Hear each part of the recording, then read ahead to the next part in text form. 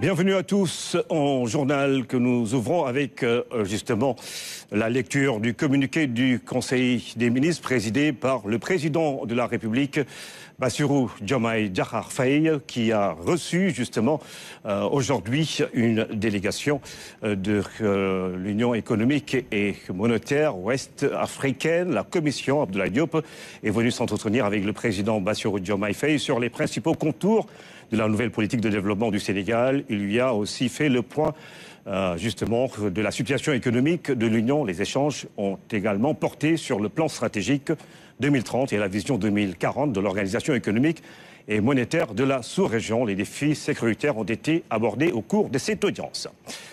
À présent, mesdames et messieurs, la lecture du communiqué du Conseil des ministres avec Aminata Mbengue Fall. Bonsoir Ibrahima, bonsoir à tous. Son Excellence, M. Bassirou Diomaye Diakhar Faye a présidé ce mercredi 14 août 2024 la réunion hebdomadaire du Conseil des ministres au Palais de la République. À l'entame de sa communication, le président de la République a adressé ses chaleureuses félicitations à la communauté chrétienne qui célèbre demain, 15 août 2024, la fête de l'Assomption. Il a prié pour un Sénégal de paix dans le renforcement permanent du vivre ensemble et du dialogue interreligieux exemplaire, marque d'un pays uni et solidaire. En perspective du Grand Magal de Touba qui sera célébré le vendredi 23 août 2024, le chef de l'État a demandé au gouvernement de veiller scrupuleusement à la mobilisation effective et optimale de tous les services de l'État impliqués pour un bon déroulement de cette grande manifestation religieuse d'envergure internationale. Il a indiqué l'impératif d'une action mieux coordonnée, cohérente et suivie des ministères de toute entité publique concernée en relation avec le comité d'organisation de ce grand événement qui va fortement marquer la vie nationale. Dans cet esprit, il a indiqué la nécessité de maîtriser dans toutes les dimensions les différents volets sécurité, santé, électricité, hydraulique, assainissement, approvisionnement et assistance alimentaire déployés par l'État avant, pendant et après le Grand Magal. D'ailleurs, le président de la République a informé qu'il se rendra dans les prochains jours à Touba pour une visite de courtoisie au Khalife général des Mourides et à la communauté mouride en prélude à ce grand rassemblement religieux, fête légale, chômée et payée.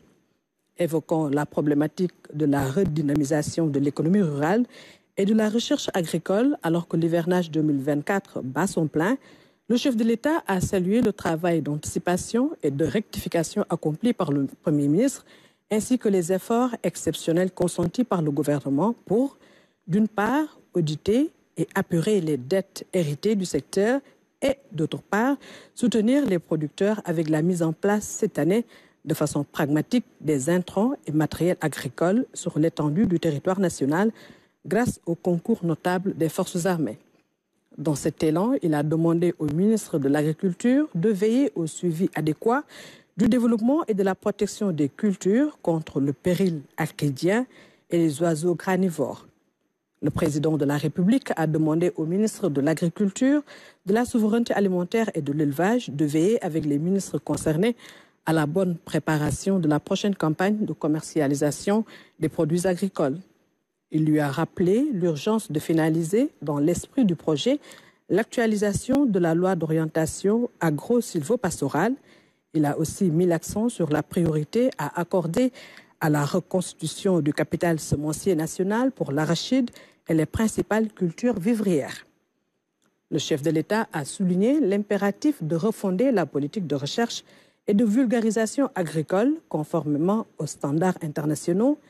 Il a demandé au ministre de l'Agriculture, de la Souveraineté alimentaire et de l'Élevage, en relation avec son collègue de la Recherche et de l'Innovation, de revitaliser le système national de recherche agro-silvopastorale et de renforcer, à travers un contrat d'objectifs et de moyens innovants, l'Institut sénégalais de recherche agricole, ISRA, en infrastructures technologiques de qualité et en ressources humaines et financières significatives, afin de consolider la structure dans une posture de fer de lance de la politique agricole et de souveraineté alimentaire.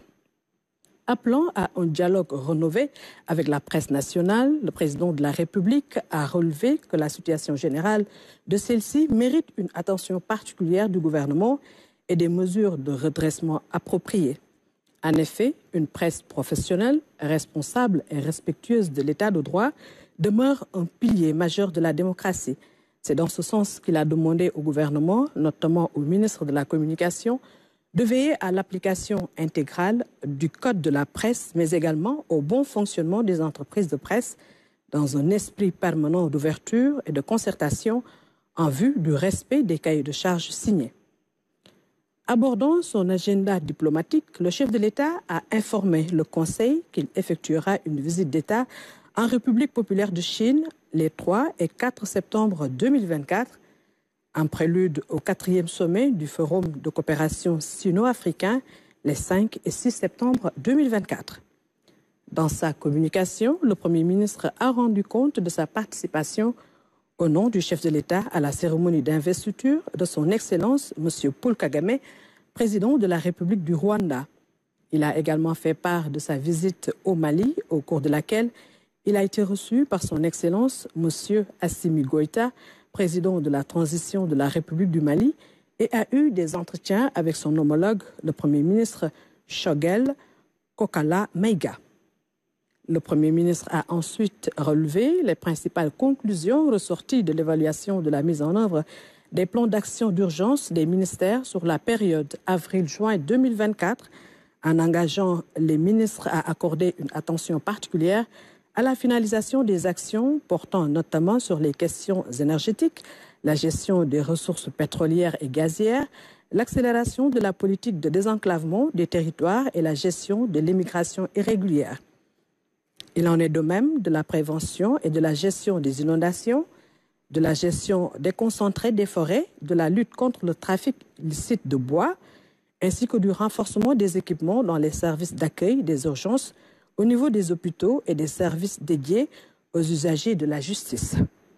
Évoquant la question de la coordination du travail gouvernemental, le Premier ministre s'est félicité de la qualité des interactions et de l'exécution des activités interministérielles, tout en engageant les ministres et secrétaires d'État à veiller à une synergie parfaite dans la planification de ces activités.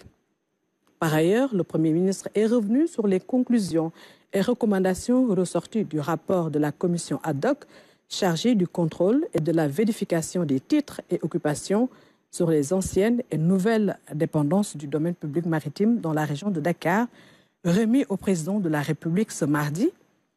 Il a souligné l'importance à attacher dans le cadre de leur mise en œuvre l'approfondissement de l'analyse des causes des déviances notées dans l'occupation du domaine public maritime.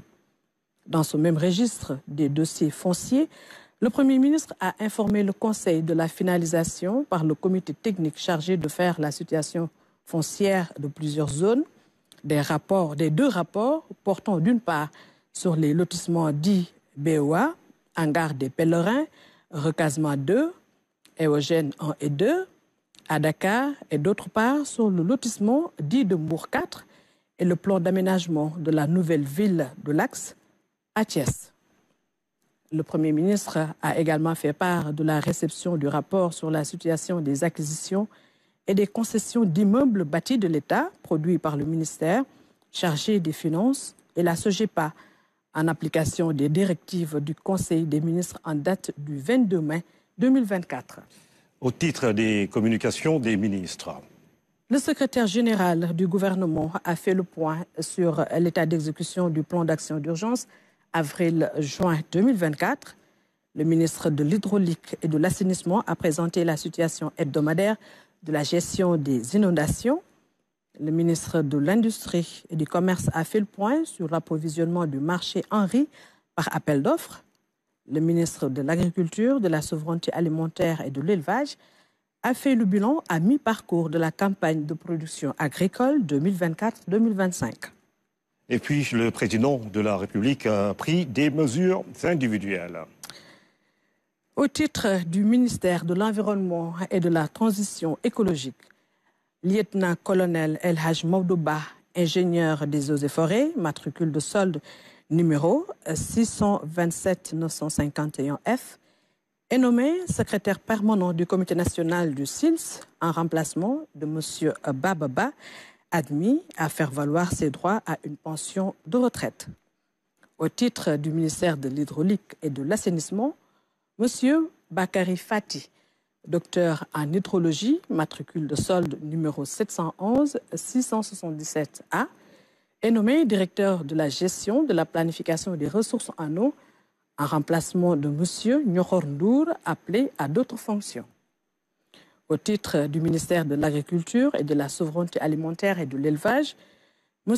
Sidi Mohamed Sek, expert en politique agricole, est nommé président du conseil d'administration de la Société nationale d'aménagement et d'exploitation des terres du delta du fleuve Sénégal et des vallées du fleuve Sénégal et de la Falémé, Saïd, en remplacement de M. Amadou Niang.